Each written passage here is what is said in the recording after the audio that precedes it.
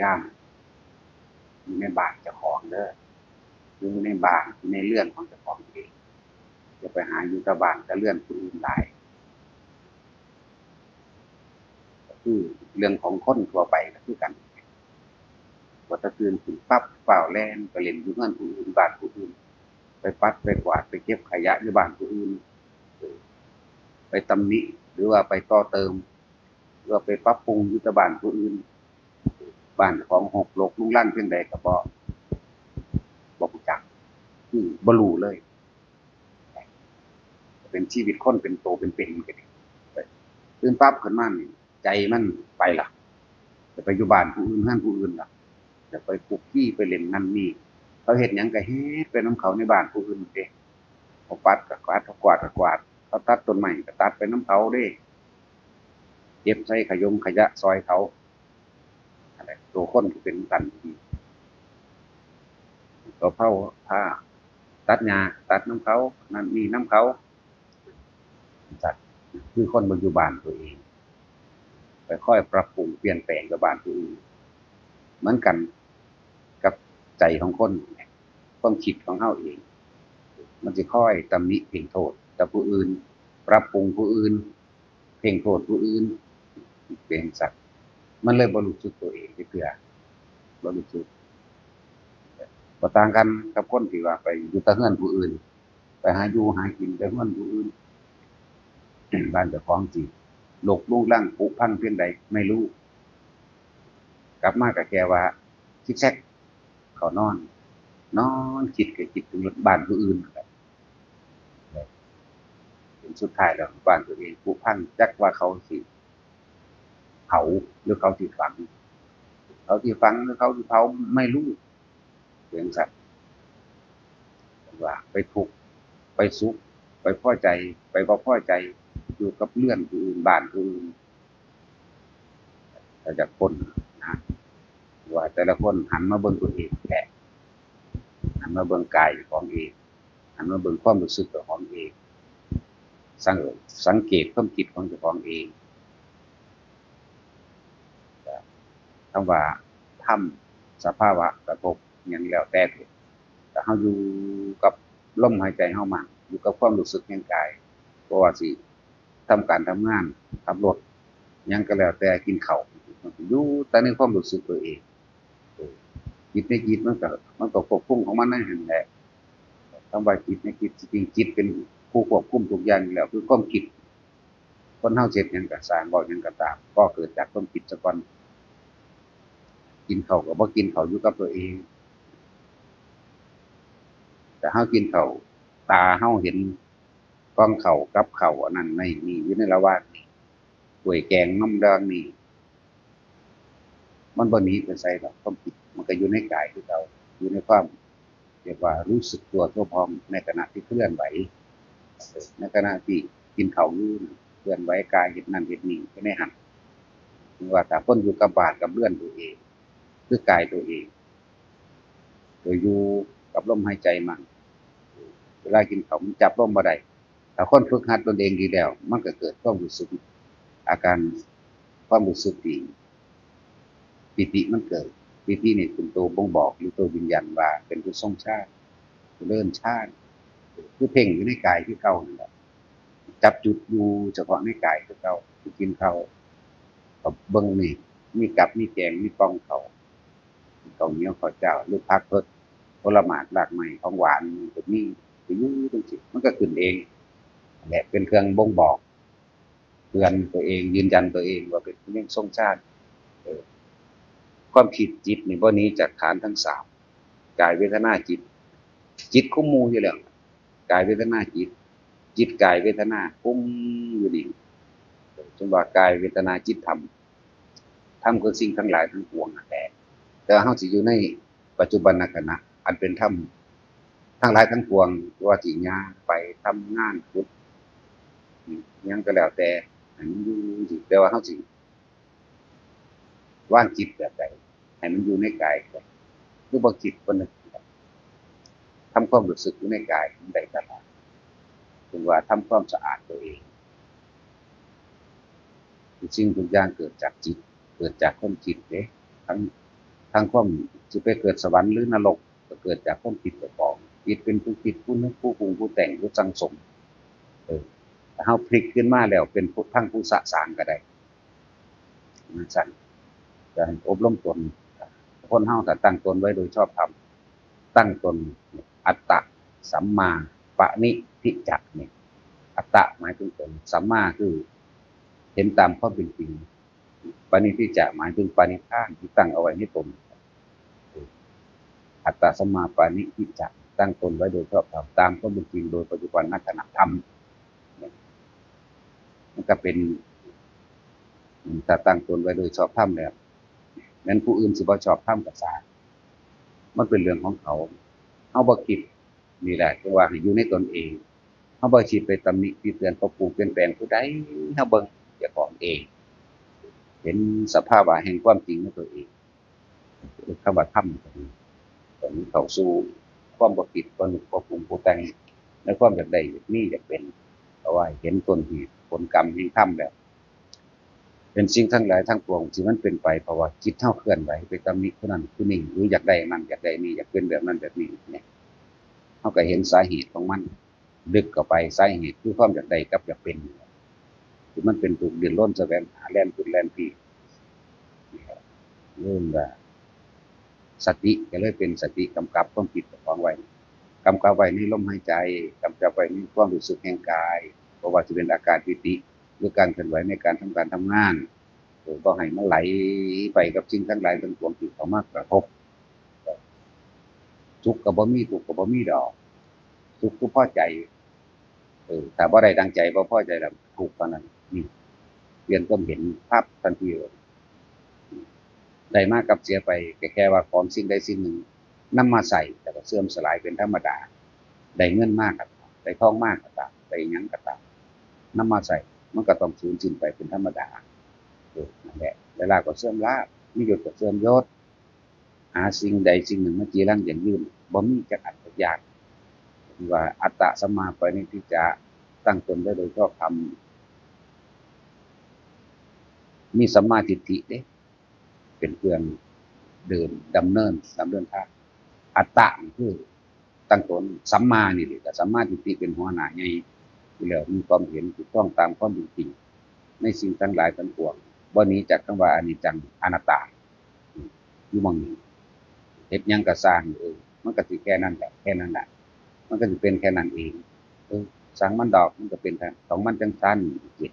ในเรื่องอนิจจังอนัตตาแต่เฮาบ่เข้าไปอยู่ทุกข์บ่มีเด้ทุกข์ถูกตัดออกจากตัวกลางอนิจจังทุกขังอนัตตาเนี่ยดึงทุกข์ออกเพราะว่าเฮาบ่แบกไว้บนบ่าบนหัวอีกต่อไปแล้วในสิ่งทั้งหลายทั้งปวงบ่ว่าสุขบ่ว่าทุกข์เป็นแค่สิ่งใดสิ่งหนึ่งเกิดเป็นธรรมดาดับเป็นธรรมดาสุขทุกข์ได้มาเสียไปได้ลาภผลลาภได้ยศเสื่อมยศบัดนี้บ่มีหยังจักอย่างว่าถ้าเฮาตั้งตนไว้โดยชอบธรรมแล้วบาลันซ์ธรรมหรือกำลังจิตคือธรรมมันสิดึงดูดคนมาเองดอกแต่จริงๆมันบ่ได้อยากดึงดูดแต่มันสิเป็นเองโดยธรรมโดยตามความที่มันเป็นเรียกว่าอัตตะสัมมาปณิทิจะอัตตะสัมมาสมาหิตาธรรมะสวนังธรรมสากัจฉาสังคีตะสังคีตะสังฆสามัคคีธรรมโมภิกษุสงฆ์ทั้งหลายตั้งตนไว้โดยชอบธรรมประกอบด้วยธรรมความจริงแล้วรู้แจ้งอริยสัจสี่ปฏิจจสมุปบาทความเป็นเช่นนั้นของมันเองธรรมชาติเป็นธรรมดาเกิดขึ้นแล้วย่อมดับไปเมื่อตั้งตนไว้โดยชอบธรรมแล้วหมู่ภิกษุทั้งหลายก็เข้ามาศึกษาพร้อมเพรียงกันถามขออัดถามขอธรรมเพื่อความมั่นใจแน่นอนบ่มีเล่ห์บ่มีเหลี่ยมบ่มีม่านยาถามขออัดขอธรรมลงใจกันได้เป็นหนึ่งเดียวกันสังคีตะสวดขึ้นพร้อมกันหรือมีความเห็นเป็นหนึ่งเดียวกันธรรมะวินัยอันนี้ก็บ่อาจสามารถที่จะทำลายลงได้เพราะสมาธิธรรมในหมู่สงฆ์ทั้งหลายอันมีความเห็นตรงกันพร้อมเพรียงกันไม่ขัดแย้งกันที่เพิ่นกล่าวไว้ว่าในพุทธศาสนานี่ตะกี้เพิ่นบ่ได้ว่าพุทธศาสนาดอกมันเปลี่ยนคำมันคำ ธรรมและวินัยนี้บุคคลภายนอกที่ยังไม่เคารพนับถือธรรมและวินัยนี้ที่ยังไม่มีศรัทธาในธรรมและวินัยนี้ในพระสัทธรรมนี้ที่ศาสดาทรงแสดงนี้ก็ไม่อาจสามารถที่จะเข้ามาทำร้ายหรือทำลายให้พระธรรมนี้เสื่อมสลายลงไปได้เลยแต่พวกเฮาเว้าซุมื้อว่าไม่มีใครมาทำร้ายพุทธศาสนาให้เสื่อมสลายได้หรอกนอกจากบุคคลในพุทธศาสนาเดียวกันจริงๆคำว่าธรรมเด้พระท่านได้ว่าพุทธศาสนาเด้อยู่เจ้ากล่าวแต่ว่าธรรมกล่าวแต่ว่าธรรมเด้บ่ได้กล่าวคำว่าพุทธศาสนาตะกี้บอกถึงตะกี้เรียกว่าเพื่อความเข้าใจง่ายอาจารย์อาจารย์ก็เลยอธิบายใจความว่าพุทธศาสนานี่บ่มีผู้ใดมาทำลายลงได้หรอกนอกจากพุทธบริษัทเดียวกันถ้าใส่คำว่าพุทธะตะกี้มันบ่แม่นธรรมดาเด้พวกเฮาเลยเว้าเป็นของเล่นเป็นของเคยชินพุทธะนี่รู้ตื่นรู้แจ้งเห็นจริงตามความเป็นจริงได้พุทธะนั่นแหละธรรมะปัญหาที่ผมเว้าตะกี้ให้เห็นไปตามความเป็นจริงในสิ่งที่มันเป็นซะก่อนถ้าเห็นตามความเป็นจริงแล้วนั่นแหละจึงว่าผู้นั้นเข้าถึงความเป็นพุทธะในตนเองหรือเรียกพุทธศาสนาแบบนี้แนวทางการปฏิบัติตนตามความเป็นจริงเพื่อให้เข้าถึงผู้รู้ผู้ตื่นผู้เบิกบานเรื่องพุทธศาสนาแต่เขาบอกที่หลังก็คือเป็นว่าทำสิ่งทั้งหลายทั้งปวงเลยเป็นว่าธรรมโมภิกษุมีความเห็นต้องของกันตั้งตนไปโดยชอบธรรมคือสัมมาทิฏฐิเป็นที่หนึ่งอยู่แล้วเมื่อมีการประชุมซึ่งกันและกันก็มีการสนทนาธรรมกันตามการย่อมถามขออัดขอทำอันนี้ถูกหรือบ่ถูกผมทำผิดหรือทำถูกเป็นต้องลงเห็นความเดียวกันเรียกว่าสังคีตะความสามัคคีแห่งของหมู่สงฆ์ทั้งหลายบุคคลเมื่อเห็นความสามัคคีของหมู่สงฆ์ทั้งหลายพูดเป็นหนึ่งเดียวกันกระทำเป็นหนึ่งเดียวกันวางตัวเป็นหนึ่งเดียวกันแต่บุคคลที่ยังไม่มีศรัทธาก็ย่อมเกิดศรัทธาขึ้นเพราะเห็นตามความจริงเห็นความจริงเป็นหมู่ภิกษุทั้งหลายเป็นหนึ่งเดียวกันไม่แตกไม่แยกในความสามัคคีกันเดินกับเดินเหมือนกันเพราะว่าสิเป็นการคล้องผ้าห่มผ้าก็เหมือนกันทำอย่างในลักษณะเดียวกันบ่แตกบ่แยกบ่แถวบ่นอกแนวถ้าบ่นอกแนวเลยธรรมะอันนี้ก็อยู่ตลอดไปธรรมะจริงๆก็อยู่ตลอดไปอยู่แล้วแต่ว่าบุคคลที่บ่ทันเข้าใจถึงธรรมะนี่ต่างหากบ่มีผู้ใดมาทำลายธรรมบ่ในนี้ได้หรอกนอกจากบุคคลที่เข้าใจว่าตัวเองเป็นพุทธะอ้างยกตนหลายอย่างที่เป็นว่าพุทธบริษัทสี่พุทธบริษัทสี่บ่มีบุคคลภายนอกหรือเดียรถีนอกศาสนาที่ยังไม่มีศรัทธาว่าอาจสามารถเข้ามาทำลายอะไรได้นอกจากพวกเราด้วยกันเองแต่ความสามัคคีแต่ความสามัคคีบ่เป็นหนึ่งเดียวกันนี่แหละผู้ที่ทำลายได้คือพวกเฮาเองศาสนาอื่นทำลายบ่ได้แต่เฮามั่นคงแต่เฮารู้จริงๆน่ะมันบ่ได้หรอกจริงๆมันบ่ค่อยรู้หรอกรู้จำหรือบางคนก็เที่ยวจดจำเอาพระวินัยไปข่มขู่ผู้อื่นบางคนก็ถือศีลเพื่อข่มเหงผู้อื่นเพื่ออวดอ้างผู้อื่นเพื่อยกตนกับผู้อื่นคือจริงๆมันบ่ได้ถือหรอกถ้าเข้าถึงตัวศีลเต็มมันแล้วและบางคนก็ศึกษามาเพื่อจับผิดกล่าวตู่ใส่ร้ายสัตว์พวกนอกแนวกับพวกเดรัจฉานไม่ใช่พวกนอกแนวภิกษุนอกแนวเรียกว่าเขามาหากินซื่ออันพวกนั้นพระท่านเอ่ยว่าผู้เห็นภัยในวัฏสงสารดอกสงสารภิกษุแปลว่าผู้ขอกับแม่นแปลว่าผู้เห็นภัยในวัฏสงสารกับแม่นบางคนมันบ่แม่นแนวนั้นเขามาเพื่อหากินนำการกระทำอันเก่าๆบางคนเคยเป็นหมอผีเคยเป็นหมอดูเคยมีความเชื่อมั่นเกี่ยวกับเครื่องรางของขลังและศักดิ์สิทธิ์ต่างๆถ้าห่มผ้าเข้าไปแล้วมันน่าเชื่อถือกว่าขายได้ดีกว่าก็นำเฮ็ดจังซี่เป็นภิกษุตัวภายนอกเป็นเฉพาะหัวกับผ้าเลยอื่นว่าภิกษุนอกแนวทำเดรัจฉานวิชาทำมาหากิน แม่นเงินที่ได้รับมาสมบัติที่ได้รับมาบ่ได้เป็นประโยชน์ต่อสาธารณะบ่เป็นกุศลพร้อมเป็นประโยชน์กับตนเองเป็นจังซั่นสร้างบริวารหมู่พวกขึ้นจะกระทบกระทับทวงบุญคุณเขาอีกธรรมดาหลายอย่าง เรียกว่าให้ทุกคนแสวงหาเอาเฉพาะที่เพิ่นแสดงธรรมโดยอริยสัจให้เห็นความจริงได้จริงๆโลดจะไปแสวงหาทั้งหลายกับหมู่ภิกษุนอกแน่เดี๋ยวนี้บ่มีในพระวินัยที่เพิ่นบัญญัติไว้เลยบ่มีในพระวินัยให้ไปเฮ็ดอันอิหยังดูดวงจังซี่ก็บ่มีในพระวินัยเพิ่นก็บอกไว้แล้วดาวบนฟ้าจะมาเกี่ยวอะไรกับชะตาชีวิตคนเป็นเด็กแต่กี้มันบ่มีวันเกิดบ่มีเดือนเข้าใจบ่ล่ะเดือนมกราคมกุมภาบ่มีเด้แต่ท่านอยู่นี่จังซั่นแต่สิคนเชื่อเลขโดยดวงดาวเป็นดวงดาวแหมมันก็บ่มีในพระวินัยพวกกระจุดพวกของขลังพวกกะลาตาเดียวสามตาก็บ่มีไม้หรือคดในต่างๆเหล็กเหล็กไหลในต่างๆที่ก็บ่มีในพระวินัยบ่ได้บัญญัติไว้ด้วยนี่เพิ่นว่าพวกภิกษุนอกแนวจังซั่นบ่มีสิ่งศักดิ์สิทธิ์ใดมาดลบันดาลนั้นนี้ได้ให้พวกเฮาได้ดอกถ้ามันดลบันดาลได้ถ้ามันขอได้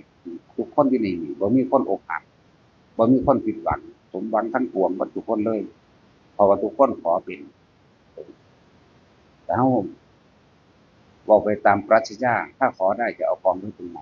เพราะทุกคนน่ะตัณหาหลายเหลือเกินความอยากได้หลายเหลือเกินบ่มีหม้องสิกองไว้ในความอยากได้ของตนเองคนผู้เดียวนี่กองไว้10โลก็บ่เบิดเดะคิดพอว่าละขอหยังมานี่ใครก็ดีอันนี้คนเท่าใดล้านคนมันสิเอาไปไว้หม้องใดมันบ่ได้จังซั่นเป็นจึงให้เห็นความจริงว่าเฮากระทำสิ่งใดเฮาก็ต้องได้สิ่งนั้นบ่ได้เพราะว่าสิ่งศักดิ์สิทธิ์โดนบันดาลให้เห็นความจริงซะทุกคนเกิดแก่เจ็บป่วยชราภาพลงตายเนี่ยนี่คือความจริงบ่มีสิ่งใดมาปกป้องเฮาได้หรอกความเกิดเป็นทุกข์แม้ความเกิดเป็นทุกข์ความแก่เป็นทุกข์ความเจ็บไข้ไม่สบายเป็นทุกข์ความแก่เป็นทุกข์ความพลัดพรากจากสิ่งที่รักเป็นทุกข์ความตายเป็นทุกข์นี่แม่ของจริง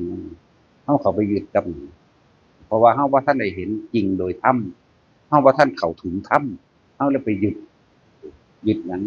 ยึดบ่อยากเฒ่าบ่อยากแก่บ่อยากเจ็บบ่อยากปวดบ่อยากป่วยไปยึดตัวนี้เมื่อยึดตัวนี้แล้วเลยหาวิธีเอาสิ่งอื่นมาป้องกันตัวเองไม่ให้เจ็บไข้ได้ป่วยหาวิธีคนมันปรารถนาทุกข์หาวิธีเอาสิ่งของต่างๆมาเพื่อจะเป็นเครื่องดลบันดาลให้ตัวเองได้ซึ่งทรัพย์สมบัติตัวเองอยากได้เองเนี่ยแหละเพราะว่าพอเห็นความจริงธรรมคือความจริงอนิจจังอนัตตาความจริงอนิจจังทุกขังอนัตตา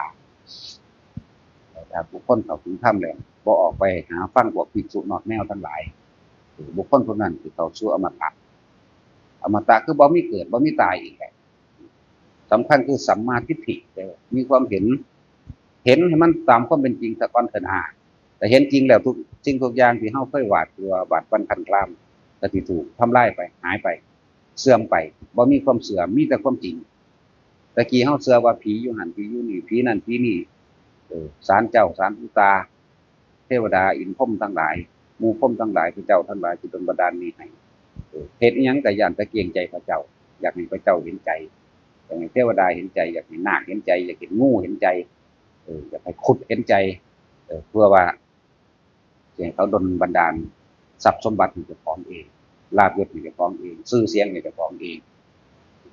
ความบ่เจ็บบ่ป่วยให้เจ้าของเองนี่แหละคือความบ่จริงนี่คือความบ่แม่นไม่ใช่สิ่งทั้งหลายเหล่านี้บ่แม่นเลย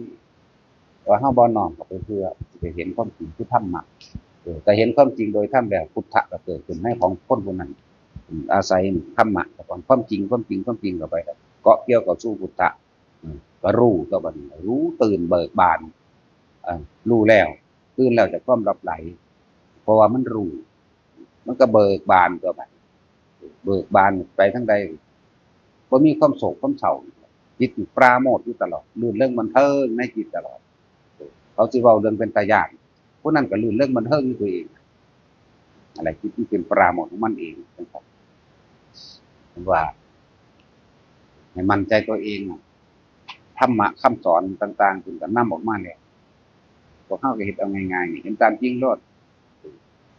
แหวนพญานาคสร้อยหรือหยังก็แล้วแต่มันบ่อาจสามารถที่โดนบันดาลหยังได้หรอกถ้ามันโดนบันดาลได้เขาบ่เอามาขายเด้อฟังดีๆเขาบ่ขายเด้เขาก็ฮุบไว้แต่เขานั่นแหละปิดบังไว้แต่เขาเขาก็ขอเอาแต่เขานี่ยิ่งบักยิ่งเด้อซึ่งผู้นั้นก็สิบ่เจ็บบ่ปวดบ่ป่วยบ่ตายอีกเพราะว่ามันขอเต็มที่ของมันอยู่แล้วธรรมดาแต่ความจริงแล้วคือเกิดมาแก่มาเจ็บมาปวดมาป่วยมาตายมาพัดผ่านนั่นแหละยังก็แล้วแต่ถึงบ่มีเฮาเข้าใจกระทำสิ่งใดย่อมได้สิ่งนั้นกรรมทั้งหลายย่อมถึงจากความคิดเจตนาเจตนาเป็นตัวกรรมสังเกตดีๆคำว่าเจตนาเป็นตัวกรรมเป็นแบบใดเอาง่ายๆเอาตัณหาหยาบๆเวลาเฮาโมโหบุคคลผู้ใดผู้หนึ่งเฮาสิคิดถึงคนผู้นั้นความคิดนึกจิตมโนตัวมันจำนี่แหละแล้วมันสิจินตนาการไปพร้อมจิตเป็นผู้ไปคิดถึงมโนปรุงแต่งผ้าไปปาดคอมันฟันคอมันวิญญาณความรู้สึกบ่พอใจโกรธเกลียดเกลียวยังไงฮืออยู่ผู้เดียวนั่นแหละจิตมโนวิญญาณก็เลยโกรธเกลียดศูนย์ฮึบขึ้นนั่นแหละมันเป็นจังซั่นนั่นแหละหยาบๆนี่มันเข้าใจง่ายอยู่ละเอียดก็บ่ต่างกันดอกแต่เฮาผิดเวลาเฮาดีใจใดอันใดอันหนึ่งเฮาก็เบิ่งโลดมักสิเว้าไปอ้างหมู่เนาะมักสิไปอวดไปอ้างหมู่นั่นก็จิตมโนวิญญาณเดียวกันมีเกิดทั้งสองอันนี้เป็นซั่นจังหวะพยายามให้เห็นตามความเป็นจริงซะเพียรพยายามที่หาฟังหรือหาเข้าสถานปฏิบัติบอกแต่ละคนถ้าปฏิบัติจริงๆสิไปหาเสียเงินคอร์สเงินแขกเห็นภาษาคนธรรมดาสอนธรรมซื่อยิ่งประเภทว่าสอนแล้วก็ไปว่าภิกษุองค์นั้นพูดไม่ถูกองค์นั้นพูดไม่จริงถ้ามันรู้แจ้งนี่พุทธะรู้แจ้งในใจมันประกาศตำหนิผู้ใดเลยหมามันก็ประกาศตำหนิอันปาโทมอยู่มาตำหนิอย่างปานนั้นนั่นแหละผู้สืบศาสนาจริงๆคือคนหมู่ภิกษุนักบวชนี้แต่บ่มีหมู่ภิกษุนักบวชมันก็สืบอย่างอื่นมาบ่ได้นั่นแหละมันสั่นจังว่าอันพวกอันที่ว่าค่อยจี้ว่านั้นพูดไม่ถูกอันนี้พูดไม่จริงยังมีลูกมีผัวยังเลี้ยงลูกน้อยเด้ผู้หญิงก็สร้างผู้ชายก็ตามสิเว้าแนวนั้นนะนั่นแหละบุคคลผู้ปรารถนาต้องการความพ้นทุกข์เข้าสู่สำนักฝึกหัดปฏิบัติธรรมเลยเข้าสู่หลายสำนักอยู่เด้หลวงพ่อโสภาหลวงปู่น้อยกระนวลน้ำลิ้นมันไปที่นี่ผมเขาจะเอาของจริงให้แนะนำให้ตาสินทรัพย์มันก็ไปอาจารย์ตะวันก็ไปหลวงปู่เยือนมันไปแต่ไปหมองยังสั้นดีก็สิไปเสือหยังเบิ่งดูเขาบุญอยู่น้ำตะกับโลกหยังโซเชียลโซเทิลหยังเท่านั้นน่ะค่อยจับเอาคนนั้นก็จะแล้วสิบอกอะไรหลายๆอย่างให้มาถามน้ำเฮารู้จักบ่ล่ะเพราะนั้นสอนผู้นั้นผู้นี้ไปนิพพานมาถามน้ำเฮาเฮ็ดหยังครับเฮาบ่ตอบให้เด้ก็สู้รู้สู้เก่งแล้วหั้นเที่ยก็เอาคำตอบของเฮาบ่ตอบให้ดอกความจริงแต่ว่าอธิบายขยายความด้วยตนเองจะไปตำหนิผู้อื่นเด้ว่าผู้อื่นสอนบ่ถูกนั่นเห็นบ่มันผู้รู้บ่มันบ่ได้รู้เด้อคือว่าถ้ามันจริงๆเข้าสู่สำนักปฏิบัติธรรมอันเป็นที่น่าเชื่อถือโลดหลายสำนักอยู่ดอกอย่าไปภาษาคนซื่อๆมันยังอยู่กับผัวกับเมียมันยังอยู่กับลูกกับเต้ามันยังหาเงินรวยอยู่นี่แหมมันจะเอาหยังมาเป็นตาเสือถือได้สิมาจับจ้วงหมู่ภิกษุสงฆ์นี่เฮาจัดการเบิดเด้มันบ่ได้สะอ่อนเด้สงฆ์ว่าให้กันเฮาก็ยังว่าในฐานะหนึ่งเด้เพราะคนที่บวชมาเนี่ยมันบ่แม่นของง่ายยากมันธรรมดาแล้วพวกที่เฝ้าถามว่ามีตัวเฮ็ดผิดจังซั่นเฮ็ดผิดจังซี่เฮ็ดจังใดอย่าเอาไปแช่อย่าเอาไปประจานมันบ่แม่นการรักษาเด้เป็นการทำลายเด้อเหตุเกิดที่ไหนย่อมดับที่นั่นไม่ใช่ให้ผู้อื่นที่ทั้งอื่นทั้งไกลมาดับเข้าใจบ่ล่ะตอบให้แล้วนี่อันนั้นผิดไหมนี่จริงไหมเหตุเกิดอยู่ตำบลนั่นบ้านนั่นก็ไปปรึกษาเจ้าคณะตำบลอำเภออยู่หม้องนั้น บ่แม่นว่าเอาไปประจานช่วยกันจันลงรักษาพุทธศาสนาดอกแช่ความบ่ดีของเขาออกไปเออมองมุมกลับแหน่ดีก็มีเออลักษณะนั้นแต่ว่าเหตุเกิดที่ไหนให้ดับที่นั่นก็ปรึกษากันเองว่าปรึกษากันเองในหมู่ในคณะแต่ว่าสังเกตดีๆเด้อเจ้าของนี่เป็นผู้เข้าไปอุปถากอุปถัมภ์ในวัดนั้นบ่เด้อบ่แม่นอยู่หม้องอื่นไกลๆหาเรือนใส่เขาเด้เออตัวเองน่ะเป็นผู้อุปถากอุปถัมภ์จริงหรือยังนั่นแหละก็ปรึกษาเจ้าคณะตำบลอำเภอหรือปรึกษาสิมาปรึกษาหยังกับเฮาอยู่ไกลปานนี้แม่นบ่ล่ะไปแช่ประจานเขาว่าช่วยกันรักษานั่นล่ะเรียกว่าทำร้ายเป็นช่องโหว่จักบ่ล่ะเหตุเกิดบางได้ก็ดับบางหันบ่แม่นไปให้อยู่อเมริกาพุ่นดับบ่แม่นว่าให้หลวงพ่อนี่มาดับหรือว่าสิไปให้อันนั้นให้ไปตัดสินยืนยันตัดสินพวกเจ้าเป็นผู้เบิ่งเองเข้าใจบ่บางคนบ่เคยเข้าไปในวัดเลยบ่เคยเข้าไปดูแลรักษาอิหยังในวัดเลยแต่ว่าหาตัวที่ยังจับผิดบางคนบ่เห็นฮอดหน้าพระผู้นั้นก็มีเด้คือเฮาอยู่นี่แหละบ่เห็นเลยมาเว้าพื้นเฮาให้เฮาฟังเจ้าเสือกมาขอบักฮุงเฮากินจังซั่นแหล้วก็ขนาดนั้นก็มีเด้แต่ว่าเวลาไปเว้ากับทางอื่นบ้านอื่นปุ้ยเว้าปันอยู่นำเฮาจังซั่นแหล้วมาเว้าพื้นเฮาให้เฮาฟังนะเข้าใจบ่ล่ะจังซั่นแหละอันนั้นก็คือการสังเกตตัวเองจะปกป้องรักษาพุทธศาสนาจริงบ่ตัวเองเข้าไปอุปถากอุปถัมภ์ในวัดนั้นจริงบ่เด้อบ่แม่นเข้าถามหาเรื่องซื่อๆเด้อได้เรื่องละนั่นจักบ่เจ้ากำลังลงนรกตอนนั้นเจ้ากำลังเล่าร้อนคุ้นคิดวุ่นวายตายตอนนั้นได้แม่แน่นอนอยู่แล้วล้านเปอร์เซ็นต์ตายตอนอารมณ์วื้อ